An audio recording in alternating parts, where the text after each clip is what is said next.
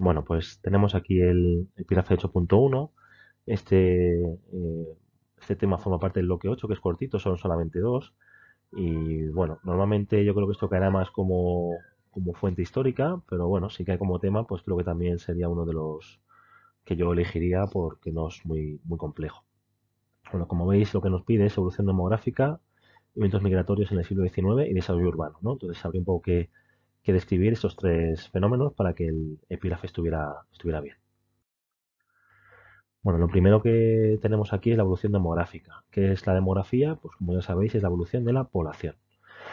¿Qué es lo que tenemos que ver? Bueno, tenemos aquí un gráfico en el que nos describe la evolución de la población desde 1800 a 1900 por países.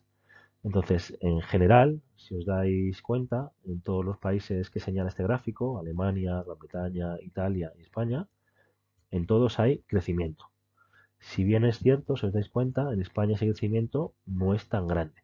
Entonces vamos a ver un poco las razones. Entonces, bueno, os pongo aquí los datos un poco, ¿no? Eh, la evolución desde 1797, que existe el censo de Godoy, en España había 10,5 millones de habitantes. Pongo un poco de situación. Actualmente somos 47 millones. Fijaros un poco el salto. Y en 1900, 18 millones de habitantes. Bueno, pues como decía, ese dato nos indica que ha crecido la población, pero como veis, si comparamos con el resto de Europa o con países europeos, ese crecimiento no es tan grande. También hay que decir que los datos son poco fiables, en el sentido de que no se empiezan a hacer censos de una manera un poco más periódica, de una manera un poco más documentada y profesional, pues hasta mediados del siglo XIX, ¿no? Entonces, sí que tenemos que decir que las características que tiene demográficamente España corresponden a un régimen demográfico antiguo. ¿Qué significa esto? Pues que se caracteriza por tener una alta natalidad y una alta mortalidad, que es lo que provoca que el crecimiento no sea elevado. Eh, ¿A qué se debe esto? Bueno, pues la natalidad era muy alta, evidentemente, uno, porque no había anticonceptivos, y dos, en una sociedad muy religiosa, pues el objetivo de tener hijos y el papel de la mujer está muy claro. Entonces, bueno, pues la natalidad es algo que estaba en crecimiento. Dos, la mortalidad es muy alta, relacionada principalmente con guerras o epidemias o situaciones sanitarias bastante precarias. Y luego, por último, lo que se habla de muerte catastrófica, que son hechos que generan gran cantidad de fallecimientos más allá de lo normal, ¿vale? Pues como pueden ser brotes de cólera, una epidemia, todos sabemos lo que produce una epidemia, y a lo mejor, bueno, pues crisis de subsistencia, es decir, que haya un periodo o etapas de malas cosechas y no hay alimentos para todos. Económicamente, la estructura de la población también era arcaica. ¿Por qué?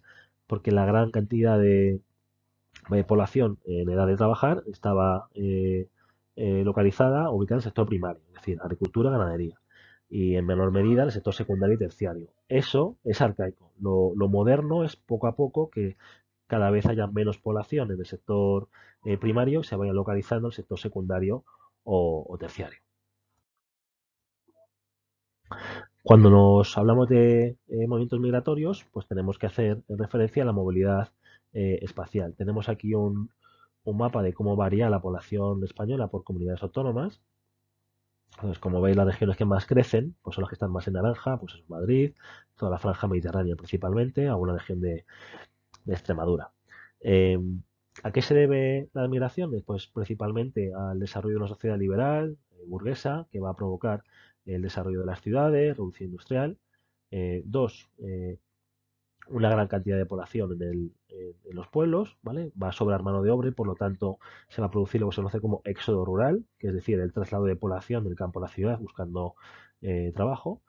Se va a producir una mejora de los transportes que obviamente favorece esas migraciones y obviamente el crecimiento de las ciudades también genera una expectativa de mejor calidad de vida que va a ser un motivo de atractivo, de atracción de población que estaba en malas situaciones. ¿Qué tipo de migraciones? Bueno, pues tenemos dentro de la migración interna, es decir, la que se da dentro del país, pues tenemos la estacional, es decir, a lo mejor para el cultivo, la recogida de determinado producto, pues migras a esa comunidad autónoma y luego termina ese momento de recogida de agricultura, pues vuelves a tu casa, ¿no? Se llama estacional. Y definitiva cuando migras y te quedas. ¿Cuáles eran los lugares donde más iba la población? Pues Barcelona, Madrid o el País Vasco, que es donde principalmente se estaba desarrollando la industria. A nivel exterior, pues destacamos dos lugares, América y Argelia. En América tenemos que destacar que principalmente va a ir población de Galicia, Asturias o Canarias, y Argelia de Almería, Murcia y Baleares. En América, bueno, pues a principios del siglo XIX esa migración se estancó debido a los procesos de independencia que se estaban desarrollando en ese momento, pero luego una vez superado este momento, pues sí que se volvió a restablecer ese canal de migración. Y por último, desarrollo urbano. Lo primero que tenemos que decir que la urbanización no alcanzó eh, los niveles que tuvo en Europa, dado que su desarrollo industrial también va a ser más tardío. Entonces, bueno, vamos un poco a remolque en ese sentido. ¿A qué se debe ese desarrollo urbano? Bueno, pues obviamente lo que os he comentado un poco antes, al desarrollo de la sociedad liberal, la burguesía, la industrialización, que hace que la industria se localice en las ciudades y por tanto las ciudades van a empezar a crecer. Más, la desamortización lo que va a provocar es un trasvase de población del campo que se va a quedar sin tierras a la ciudad buscando mejores expectativas de vida. Se van a producir cambios morfológicos en las ciudades debido sobre todo al aumento de población que va a hacer que las ciudades crezcan de una manera caótica al principio y luego veremos que sea de una manera más ordenada. Se van a desarrollar nuevas infraestructuras en función de este aumento de población, como puede ser alcantarillado, alumbrado, transporte público. Las ciudades donde más se localizan, como os he comentado antes, es Barcelona, Madrid y País Vasco, son las que más van a crecer. Y tenemos que estar en las ciudades, se van a crear dos tipos de barrios. Los suburbios, zonas humildes de trabajadores, donde las casas son de peor calidad, los barrios de peor calidad, con menos infraestructuras, y los barrios burgueses, que están sujetos a crecimiento urbanístico, como eran los ensanches. Los ensanches son desarrollos urbanísticos planificados, en el que, como veis, os voy a poner aquí el ejemplo de esta foto, como veis, esta sería la zona antigua, todo caótico, desordenado, diferentes tipos de parcelas y tamaños, y aquí, como veis, grandes calles, parcelas cuadradas o rectangulares, perfectamente ordenadas. En este sentido, destaca el Plan Cerdá en Barcelona, que hace el ensanche de Barcelona, y en Madrid el de Castro, que fue ambos en 1860, el de Barcelona, y en el 61 el de Madrid. Todo, digamos, está un poco dentro de ese manto de desarrollo de la sociedad burguesa y desarrollo económico que estaba teniendo en ese momento en España.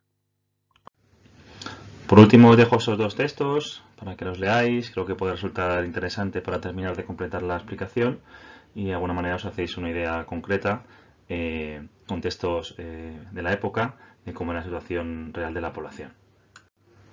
Una vez que hayáis leído los textos, pues contestamos estas dos preguntas y bueno, pues espero que con esto hayan quedado claras las ideas más importantes sobre este epígrafe. Muchas gracias.